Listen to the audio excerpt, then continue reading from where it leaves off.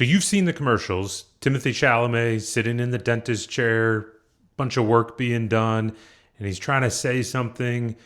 The dentist can't quite understand what he's saying. And then at the end, one word flashes on the screen, Kalshi.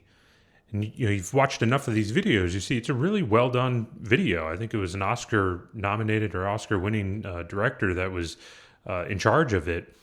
And what's wild is they purposely don't tell you what Kalshi is. They want you curious. They want you to go look and search and find out what is this thing that Timothée Chalamet is trying to sell you. Well, Kalshi is a prediction market. It's like Polymarket is the other one in the industry right now. And the way it works is it's you enter into a contract that's based on a yes or no event. And if that event turns out to be a yes, and you bought a yes contract, you win and you get the money that your contract pays out. If it happens to be a no, you lose, your contract doesn't pay out, and your money becomes worthless. If that sounds like a bet to you, congratulations, you have ears. However, the regulators will tell you that this is not a bet. This is not a gambling market. This is a prediction market, and that it's very different.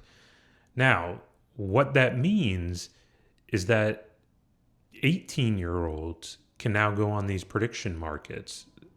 Most states you have to be 21 to gamble, but with prediction markets you only need to be 18 to open up a financial account, an investment account as they like to call it. This is completely dangerous. These prediction markets, they don't feel like gambling, and they tell you it's not gambling because they make it sound like it's smart. You're doing some analysis. You're predicting something, right? You're not gambling. You're not being reckless with your money. You're being intelligent. And that's the trap. That's the trap that these things have got people in. If you look at, there was a famous, an article written in Fortune a while ago about one of the founders of these prediction markets, one of the scientists, behavioral scientists behind it. And he said, insider trading is the key to these markets. And that's the reason that they work so well. Well, guess who's not an insider? It's not you and me sitting in line at Starbucks flicking yes or no. We have no idea what these prediction markets are and what most of these markets are. However, there are a lot of people who do know what they are. One of the most famous cases was in 2025, there was a prediction market for what was going to, or who was going to be the most searched person on Google for the calendar year of 25. Well, it just so happens there was a Google engineer who knew the answer, went onto the prediction market, and made $1.2 million because he knew what the answer was going to be ahead of time. The answer was a rapper named D4VD. Now, what makes this a little bit darker is almost invariably the reason that this rapper was named the most, or was the most searched person on Google, is because he was charged with murdering a 15-year-old, 14-year-old girl, which he denies. Believe it's still in the process of being played out. But that's the reason. And there was a Google employee that made $1.2 million off of that fact.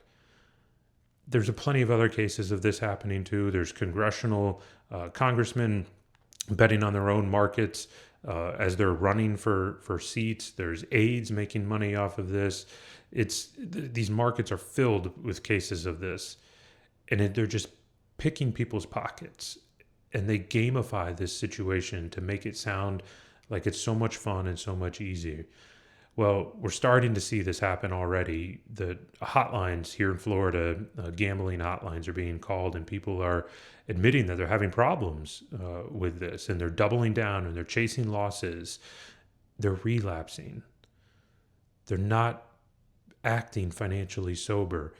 And when you see these commercials with Chalamet and Nickelback playing in the background and leaving you wondering what's going on, I want you to think differently. I want you to think, what do I turn into? How do I act when I open up that app?